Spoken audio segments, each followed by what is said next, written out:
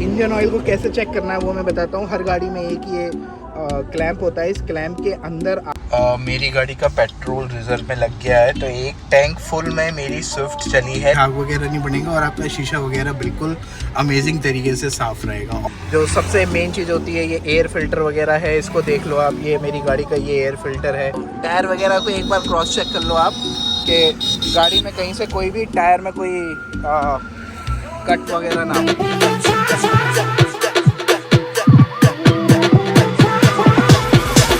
Hello guys, this is Akki and welcome to my YouTube channel Akki the rider. तो कैसे हैं आप लोग? आई होप सो आप लोग सब बढ़िया होंगे और रॉक कर रहे होंगे मेरी तरह। So guys, I hope so आपको स्विफ्ट वाली सीरीज़ पसंद आई होगी जिसमें मैंने बताया था कि मेरी गाड़ी स्विफ्ट कितना एवरेज दे रही है। सो अब उसी के आगे मैं आपको ये बताने की कोशिश करूँगा कि यार अगर आपको अपनी गाड़ी को एक लॉन्ग ट्रिप पे लेके जाना है तो उस लॉन्ग ट्रिप पे ले जाने के लिए आपको क्या क्या चीज़ें गाड़ी की पहले देखनी पड़ेंगी। फॉर एग्जाम्पल मतलब क्या क्या चीज़ें रिकमेंडेड होती है कि अगर आप मिनिमम 300 किलोमीटर का भी एक ट्रिप कर रहे हो तो उसमें आपको गाड़ी में अपनी क्या क्या चीज़ें एक बार को चेक करनी है ताकि रास्ते में आपको वो गाड़ी में कुछ प्रॉब्लम ना आए। तो मैं वही चीज़ें आपको बताना चाहूँगा। सो सबसे पहले जो भी हम सारी चीज़ें देखते हैं तो वो मैं बाहर चलता हूँ गाड़ी के और फिर मैं आपको वो 1 बाय 1 दिखाता हूँ। सो गाइस, जैसा कि मैंने अभी आपको बताया कि गाड़ी में क्या क्या चीज़ें सबसे ज़्यादा रिकमेंडेड होती हैं जो देखनी है। थोड़ा सा नॉइज़ आएगा यार क्योंकि बाहर हूँ अभी आउटसाइड में, तो प्लीज़ उसको इग्नोर करना। तो सबसे पहले गाड़ी के हमको देखने हैं टायर, कि आपकी गाड़ी के टायर सारे के सारे अच्छी कंडीशन में है कि नहीं है, कहीं पे कोई कट तो नहीं लगा हुआ है। तो ऐसे करके हम गाड़ी के चारों टायर अपने चेक कर लेंगे, जिसमें से क्या कहते हैं अपना कोई भी टायर वगैरह, सॉरी यार वो ट्रक गया था। तो टायर वगैरह को एक बार क्रॉस चेक कर लो आप कि गाड़ी में कहीं से कोई भी टायर में कोई कट वगैरह ना हो। तो जैसे कि अभी मैं देख रहा हूँ, मैंने अपने तीनों टायर चेक कर लिए और तीनों टायर में अभी तो कुछ कट नहीं निकला। और ये रहा मेरा चौथा टायर, ठीक है।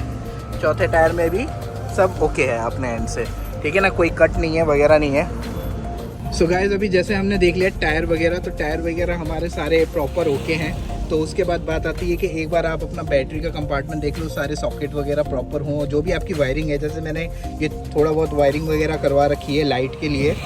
मेरी यहाँ पे ये लाइट लगी हुई है गाड़ी में, जैसे कि आपको अभी दिख रही होगी जलती हुई। तो ये लाइट के लिए वायरिंग है वगैरह, ये आप सब देख लो। क्योंकि कभी कभार ये होता है ना कि चूहे वगैरह काट देते हैं। अपार्ट फ्रॉम दैट अपना इंजन वगैरह को थोड़ा सा एक बार देख लो। और उसके बाद ये हमारा जो कंपार्टमेंट होता है इसमें, सॉरी यार वो ट्रक आ रहा था। तो ये जो कंपार्टमेंट होता है इसमें अपना वाइपर का पानी होता है, तो इसको आप एक बार थोड़ा सा देख लो। और इसके लिए एक पैकेट आता है, मैं भी अंदर गाड़ी के अंदर जाऊंगा तो मैं आपको दिखाऊंगा। वो पैकेट मैं हमेशा एक्स्ट्रा लेके चलता हूँ और वो मैं इसको हमेशा भर के रखता हूँ। और उसके बाद एक बार आता है, फिर बारी आती है अपने गाड़ी के इंजन ऑयल को चेक करने की। तो इंजन ऑयल को कैसे चेक करना है वो मैं बताता हूँ। हर गाड़ी में एक ये क्लैंप होता है। इस क्लैंप के अंदर आपको गाड़ी का इंजन ऑयल दिख जाएगा कि उसकी कंडीशन क्या है। तो देखिए ये मैंने इसको जस्ट ओपन किया है।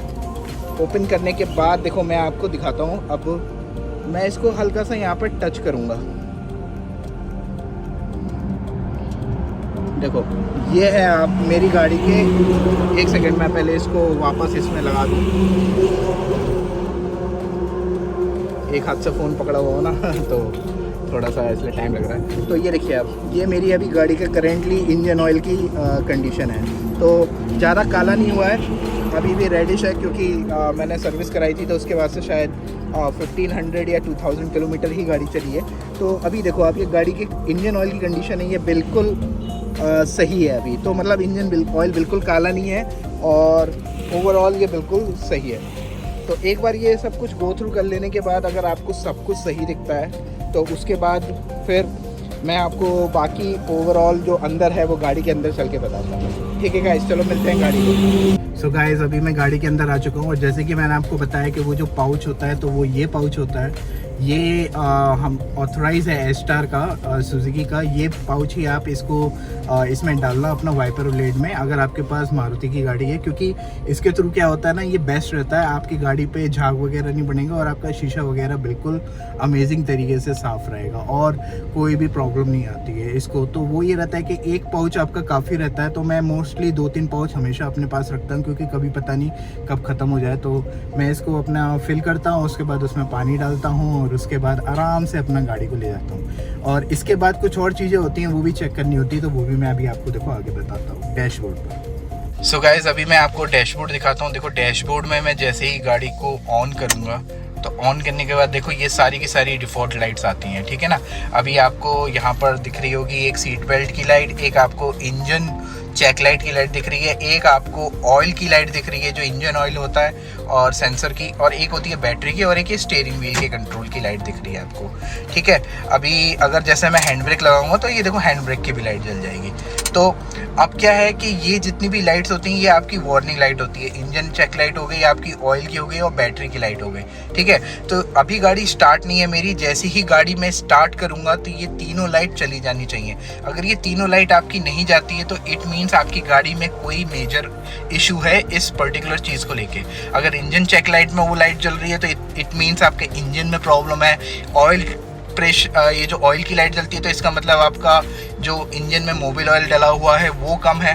बैटरी की लाइट जलती है तो इट मीन्स आपकी बैटरी में कुछ इशू आ रहा है। तो ये तीनों आपकी मेजर चीज़ होती हैं जो आपको लॉन्ग रूट पे जाने पे हमेशा आपको देखना पड़ेगा। और अगर ये कोई भी लाइट आती है तो आपको इमीडिएटली नियरेस्ट सर्विस सेंटर पे विजिट करना है, गाड़ी को दिखाना है। अब मैं आपको दिखाता हूँ, जैसे ही मैं गाड़ी स्टार्ट करूँगा ये तीनों लाइट चली जाएंगी, इंक्लूडिंग आपका स्टीयरिंग व्हील भी।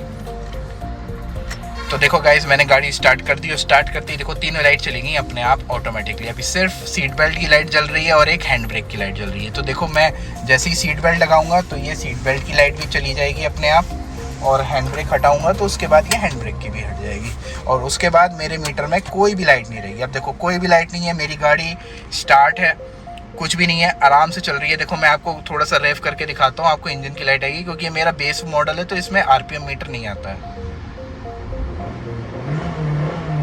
देखो आई ना आपको इंजन की लाइट, हाँ तो गाड़ी इस वक्त स्टार्ट है। और बाकी सबसे मेन चीज़ जो है आपको वो मैं दिखाता हूँ, जिससे आपको रेडिएटर और कूलेंट का आइडिया लगेगा। ये जो आपको नीचे टेम्परेचर बार दिख रहा है, ये टेम्परेचर बार स्विफ्ट और सुजुकी में डिफ़ॉल्ट इतना ही रहता है, ये मैक्सिमम है। मैंने गाड़ी थोड़ी सी चलाने के बाद ये वीडियो बनाया, क्योंकि ये टेम्परेचर फिर यहाँ आ जाता है। अगर ये कोल्ड स्टार्ट पे होता है तो ये सी पे रहता है, बिल्कुल कूल पे, तो वो आपको पता नहीं चलेगा कि कितना डिफ़ॉल्ट है, लेकिन ये डिफ़ॉल्ट है, इससे ऊपर कभी नहीं जाता। इससे ऊपर तभी जाता है या तो आपका कूलेंट गाड़ी में कम हो, या फिर आपका रेडिएटर में कुछ इशू आ रहा हो कि वो प्रॉपर आपका ठंडा नहीं कर पा रहा है इंजन को और टेम्परेचर इंक्रीज हो रहा है। अगर ये इससे ज़रा सा भी जाता है, अगर ये देखो आप ध्यान से, अगर ये सेंटर पे भी जाता है ना, मैं जूम करके दिखाता हूँ देखो आपको, अगर ये सेंटर पे भी जाता है, अभी देखो सेंटर पे भी नहीं है, सेंटर से भी एक सुई नीचे है, अगर ये सेंटर पे भी जाता है तो समझ लेना आपकी गाड़ी में कुछ मेजर इशू है। आपको इमीडिएटली अपने सर्विस सेंटर पे विजिट करना है और आपको वहाँ पे अपनी गाड़ी चेक करानी है। अदरवाइज अगर आपने इसमें ढील बरती या इंजन चेक लाइट में या फिर ऑयल प्रेशर वाले में, तो आपके इंजन सीज होने के चांसेस हैं और आपका 1.5-2 लाख रुपए का खर्चा बिल्कुल आ ही जाएगा। सो गाइस प्लीज़ इन चीज़ों का ध्यान रखना। अगर आपको इमीडिएटली कभी भी जाना हो और आपके पास टाइम नहीं हो तो ये चीज़ें एक बार चेक कर लेना। अदरवाइज़ आप एक बार सर्विस सेंटर में जाकर अपनी गाड़ी को एक नॉर्मल विजिट करके आप क्रॉस चेक भी करा सकते हो कि मेरी गाड़ी ओके है कि नहीं है। A few moments later. So guys अभी देखो आप मेरी गाड़ी का पेट्रोल रिजर्व में लग गया है, तो एक टैंक फुल में मेरी स्विफ्ट चली है 614 किलोमीटर, और वो भी फुल एसी में। आपको याद हो तो मैंने सो गाइज अभी मैंने देखो जैसे ये गाड़ी कराई है अपनी पूरी टैंक फुल, और टैंक फुल होके देखो पूरी सुई भी ऊपर आ रही है। और अभी मैं दिखाऊं तो मेरी गाड़ी चल रही है 2902 किलोमीटर्स, और ट्रिप अभी है 33 किलोमीटर्स। मैं इसको कर देता हूँ 0। तो ये ट्रिप ए है, ये मैं घर से चला हूँ तो 6 किलोमीटर्स पेट्रोल पंप तक का था, और ये ट्रिप बी है, इसको मैं कर देता हूँ 0, ठीक है, ताकि हम लोग कैलकुलेट करेंगे कि कार अभी कितना एवरेज दे रही है। आपको दिखाया था कि मैंने ट्रिप ए को कनेक्ट किया था, और ट्रिप बी जो है ये मेरा घर से आने का था, और 614 किलोमीटर में टोटल गाड़ी चली है ऑन ए टैंक फुल। इसके आगे अब जो भी है वो मतलब आप सोच लो अगर विदाउट उसके चलाओ एसी के तो बड़े आराम से 700 चल जाती है ऑन हाईवे।